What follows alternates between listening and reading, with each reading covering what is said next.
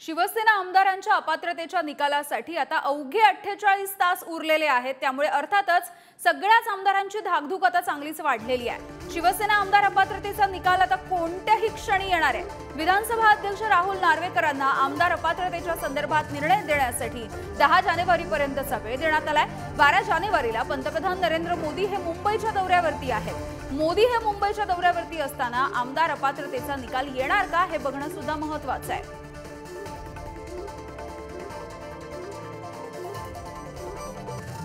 तर या सगळ्याविषयी बोलूयात। आमचे प्रतिनिधी अजय माने सध्या आपल्या सोबत जोडले गेलेले आहेत। अजय, काय नेमक्या शक्यता वर्तवल्या जात आहेत, काय नेमक्या पद्धतीचे निर्णय येऊ शकतात? यामिनी सगळ्यात महत्त्वाचं म्हणजे एकंदरीत जर पाहिलं तर दोन गोष्टी होऊ शकतात। एक तर निर्णय जो आहे तो शिंदेच्या शिवसेनेच्या बाजूने येऊ शकतो, नाही तर दुसरा तो आहे तो ठाकरेंच्या शिवसेनेच्या बाजूने निर्णय येऊ शकतो। आता ह्याच्यातही जर पुढे जाऊन म्हटलं जर शिंदेच्या शिवसेनेच्या बाजूने निर्णय आला तर ठाकरे गट जो आहे तो पुन्हा एकदा सुप्रीम कोर्टात जाईल। कारण की जर संपूर्ण वर्तुळ पाहिलं तर अध्यक्षांनी जर निर्णय दिला तर त्या निर्णयाविरोधात सुप्रीम कोर्टात जाता येतं अशी एक तरतूद आहे। त्या अनुषंगाने मग पुन्हा एकदा ठाकरे गट जे ते अध्यक्षांच्या निर्णयाच्या विरोधात जे ते सुप्रीम कोर्टात याचिका फाईल करताना पाहायला मिळतील। जर निर्णय ठाकरेंच्या शिवसेनेच्या बाजूने आला आणि शिंदेंना पकडून म्हणजे मुख्यमंत्र्यांना पकडून 16 आमदार जर अपात्र झाले तर मुख्यमंत्री पद टिकवण्यासाठी आणि सरकार टिकवण्यासाठी मुख्यमंत्र्यांना जे ते विधान परिषदेवर घेण्याचा एक पर्याय जो आहे तो या सरकारकडे। त्यामुळे जरी 16 आमदार अपात्र झाले तरी त्यातले काही आमदार जे ते विधान परिषदेवर घेता येतील। त्यामुळे त्यांची पद जी आहेत ती तशीच राहताना आपल्याला पाहायला मिळतील। पुढे जाऊन जर पाहिलं तर या दोन्ही निर्णयांवर संपूर्ण या दोन्ही निर्णयांवर राष्ट्रवादीचे निकाल अवलंबून असणार आहेत। कारण की आपण जर पाहिलं तर राष्ट्रवादीचा संपूर्ण जो सुप्रीम कोर्टातला लढा आहे तो अद्याप सुरू असताना थेट जो आहे त्यांची बाजू सुनावणीची बाजू जी आहे ती अध्यक्षांच्या पटलावर आलेली। कारण की तो संपूर्ण प्रवास आधीच ठाकरेंच्या शिवसेनेकडून आणि शिंदेच्या शिवसेनेकडून झाला होता। तशाच प्रकारचे एक बंड जे ते महाराष्ट्राने राष्ट्रवादीच्या आधी शिवसेनेच्या संपूर्ण प्रकरणात पाहिलेला। त्या अनुषंगाने मग हा थेट राष्ट्रवादीचा निर्णय जो आहे तो अध्यक्षांच्या पटलावर आलेला। त्यामुळे या संपूर्ण घडामोडी आता ज्या त्या 2 दिवसात समोर येताना पाहायला मिळतील। सुप्रीम कोर्टाने 2 दिवसाचा कालावधी म्हणजे 10 तारखेपर्यंतचा कालावधी दिलेला। त्या आधी निकाल येण्याची शक्यता जी आहे ती वर्तवली जात आहे। उद्याच्या उद्या ही निकाल येऊ शकतो, पण 10 तारखेला निकाल येण्याची तुम्ही सांगताय त्या पद्धतीने जरी 48 तास आता शिल्लक असले आणि सगळ्याच आमदारांची धाकधूक वाढलेली असली तरी सुद्धा महत्त्वाची घडामोड घडणार आहे याच दरम्यान, ती म्हणजे मोदींचा दौरा आहे मुंबईचा। त्यामुळे नेमकं काय होऊ शकतं? यामिनी नक्कीच आपण जर पाहिलं तर एकीकडे 10 तारखेपर्यंत आमदार अपात्रतेचा निर्णय आणि त्याच पुढे जाऊन पाहिलं तर ते देशाचे पंतप्रधान जे ते महाराष्ट्र दौऱ्यावर असणार। त्यामुळे जर आमदार अपात्र झाले तर राज्यात जे तो एक पुन्हा एकदा सत्तेत किंवा राज्याच्या राजकारणात जो आहे तो भूकंप होताना पाहायला मिळेल। संपूर्ण उलाढाली जी आहेत त्या बदलतील, सगळी वर्तुळ बदलतील। आणि त्याच पार्श्वभूमीवर जर पाहिलं तर पंतप्रधान अवघ्यात त्याच निर्णयाच्या 2 दिवसानंतर जे ते महाराष्ट्र दौऱ्यावर असणार। नाशिक आणि नवी मुंबई असे त्यांचे 2 नियोजित दौरे आणि त्या अनुषंगाने त्या अनेक गोष्टींचे लोकार्पण, उद्घाटन जे आणि भूमिपूजनाचे सोहळे जे ते पार पडणार। सगळ्यात महत्त्वाचं म्हणजे जेव्हा राज्याचे मुख्यमंत्री त्यावेळी नगर विकास मंत्रीपद त्यांच्याकडे होतं तेव्हा त्यांनी जो आहे तो एमटीएचएल म्हणजे शिवडी नावाशिवाचा प्रकल्प हाती घेतला होता। आता ते मुख्यमंत्री झालेले आहेत आणि त्यांच्याच कार्यकाळात जे ते ह्या एकंदरीत पुलाचं उद्घाटन जे ते दौऱ्याची पार्श्वभूमी तर आहे। त्यामुळे निकालाची उत्सुकता सुद्धा सगळ्यांना लागलेली आहे। शिवसेना आमदारांच्या अपात्रतेच्या निकालाबद्दल शक्यता नेमक्या काय आहेत ते आपण बघूयात। निकाल एकनाथ शिंदेच्या बाजूने लागला तर त्यांच्या सोबतच्या आमदारांना अभय मिळणार आहे।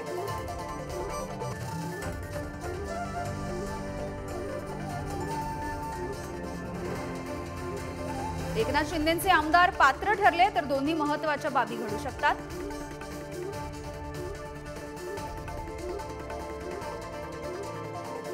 पहिली बाब म्हणजे उद्धव ठाकरे गटातील 14 आमदार अपात्र ठरू शकतील।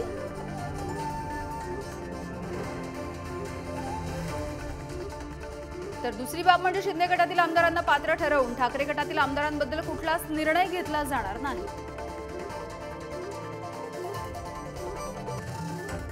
निकाल एकनाथ शिंदेच्या बाजूने लागला तर ठाकरेंची शिवसेना सर्वोच्च न्यायालयामध्ये धाव घेऊ शकते।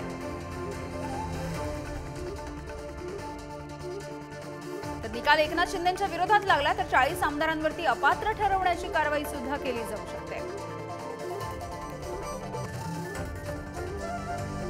एकनाथ शिंदेच्या विरोधामध्ये जर निकाल लागला तर शिंदे गट सर्वोच्च न्यायालयामध्ये धाव घेऊ शकतो।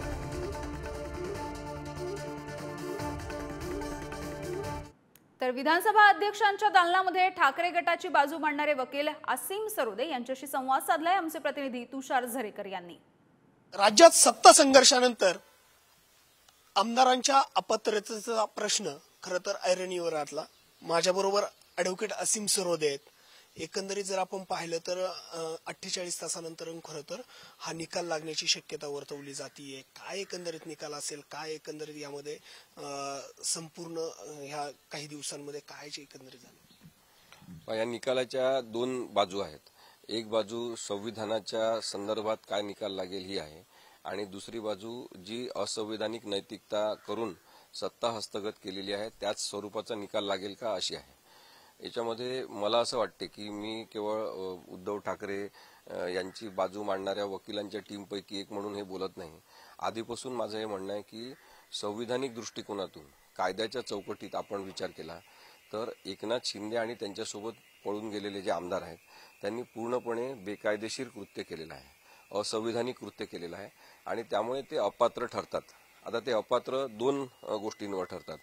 एक आहे ती म्हणजे 10व्या परिशिष्टातील परिच्छेद 2(1)(a) आणि 2(1)(b) या दोन्हीनुसार ते अपात्र ठरतात। ते कसे आपण जर पाहिलं तर पक्षविरोधी कारवाई करणे आणि आपल्या स्वेच्छेने आपल्या वागणुकीच्या आधारे हे दिसणे की पक्ष सोडून दिलेला आहे।